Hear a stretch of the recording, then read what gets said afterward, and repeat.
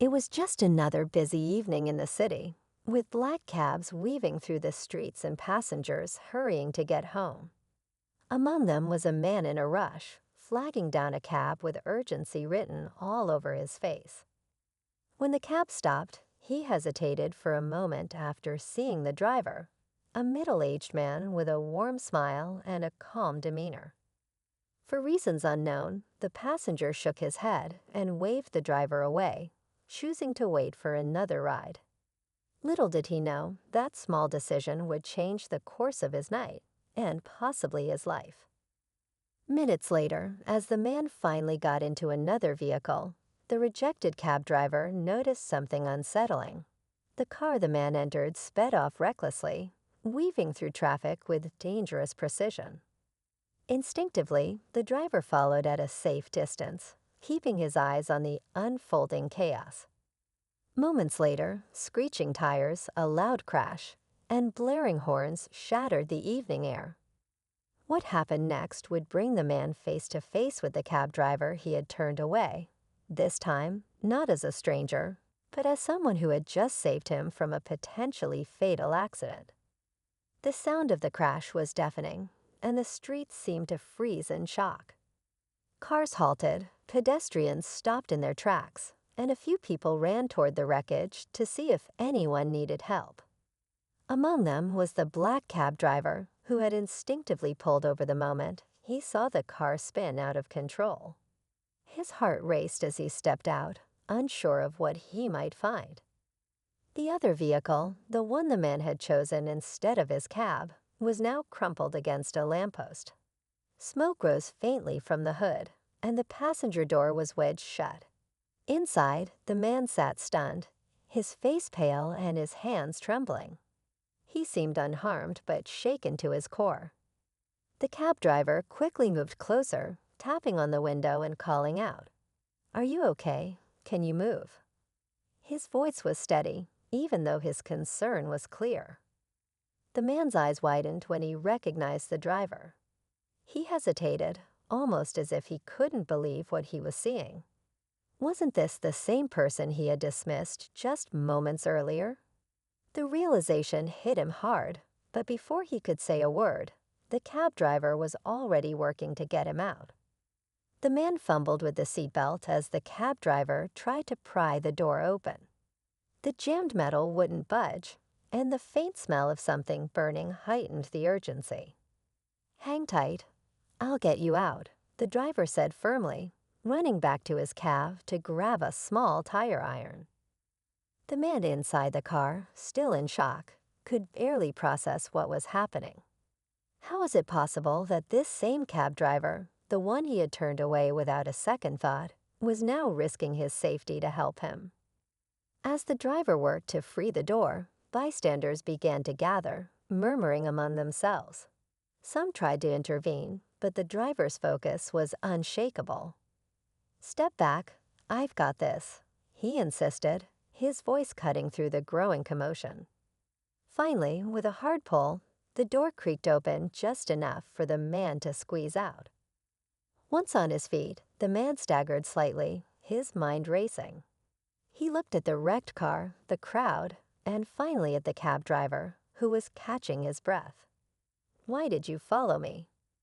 The man blurted out, his voice a mix of confusion and disbelief. The driver glanced at him, his expression calm but unreadable. "Because something didn't feel right," he replied simply. But before the man could ask more, the sound of distant sirens pierced the air, signaling the arrival of help and deepening the mystery surrounding the driver's actions. The wail of the sirens grew louder, and the crowd began to part as emergency vehicles approached. The man stood silently, his mind replaying the crash over and over. Every moment seemed like a blur, but one thing was clear: he wouldn't have made it out without the cab driver. And yet something about the driver's calm demeanor, his precise actions, felt oddly out of place. Before the man could voice his thoughts, the driver motioned him to step away from the wreckage. "The medics will want to check you over," he said, his tone firm but kind. The man nodded reluctantly, taking a few steps back as the paramedics rushed in.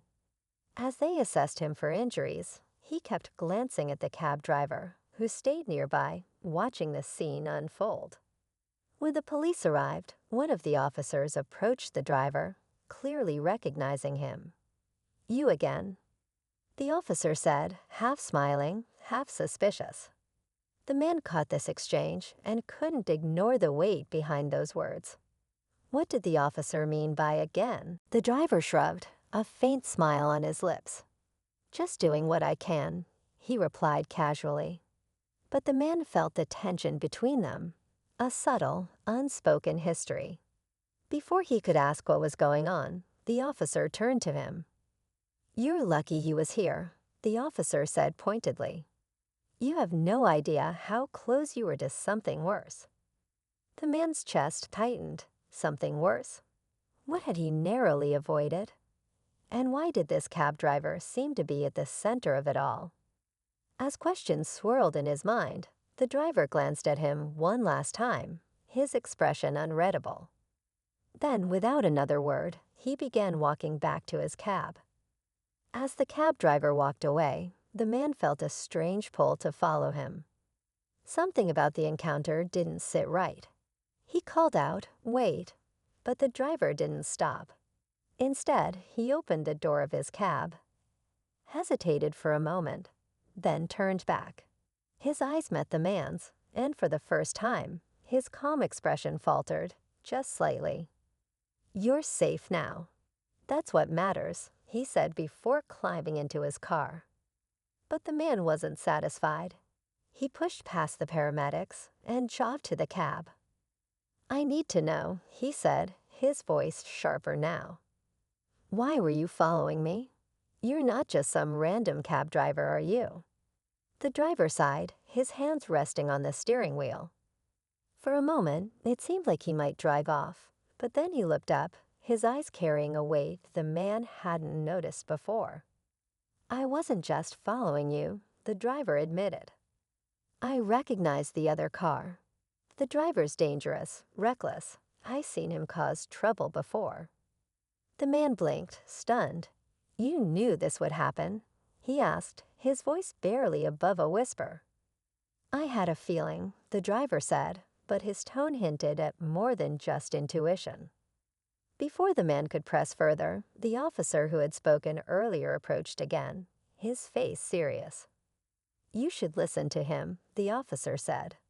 "There's more to this than you realize." The man's pulse quickened. What were they not telling him? And why did he suddenly feel like he was part of something far bigger than just a random accident? The officer's words hung in the air, heavy with implications. The man's mind raced as he pieced together fragments of the night. The driver's insistence, the crash, the odd familiarity between him and the officer. "What aren't you telling me?" he demanded, his voice sharper now. The driver glanced at the officer, as if asking for permission. The officer gave a small nod, and the driver let out a deep sigh. "The truth is," he began, "I used to be a police officer. I left the force years ago, but some instincts never fade. When I saw that other car tonight, I knew trouble was coming. The driver's been involved in hit-and-runs before, always slipping through the cracks. I couldn't just stand by." The man stared, his shock growing. "You risked yourself for a complete stranger?" he asked. The driver gave a faint smile. "It wasn't just about you. I couldn't let him hurt anyone else." Before the man could respond, a commotion erupted near the wrecked car. One of the officers had found something, a hidden compartment in the trunk. The driver of the other car, now cuffed, looked visibly panicked. The man turned to the cab driver, his stomach sinking. "What's in there?" The officer opened the compartment, revealing stacks of what appeared to be stolen goods, electronics, jewelry, and even fake IDs. "Looks like he's been running more than just red lights," the officer muttered. The man's knees felt weak. He looked at the cab driver, who seemed unsurprised. "You knew this wasn't just an accident, didn't you?" the man asked. The driver's gaze softened. Sometimes things happen for a reason. Maybe tonight was your second chance to walk away from something far worse. The man nodded slowly, the weight of the night settling in. As the cab driver finally drove off, the man couldn't shake the feeling that their paths had crossed for reasons he might never fully understand. As the flashing lights of the police cars faded into the distance, the man stood quietly, reflecting on everything that had unfolded. The chaotic blur of the crash, the calm determination of the cab driver, and the hidden danger lurking beneath it all now seemed almost surreal. What started as a simple decision, rejecting one cab for another, had turned into a night that would stay with him forever. He realized how close he had come to being part of something far more sinister, unknowingly stepping into the path of a reckless criminal. And yet, the cab driver, a man he had dismissed without a second thought, had been the one to pull him back. It wasn't just luck. It was someone's deliberate choice to care, to intervene, to do the right thing without expecting anything in return.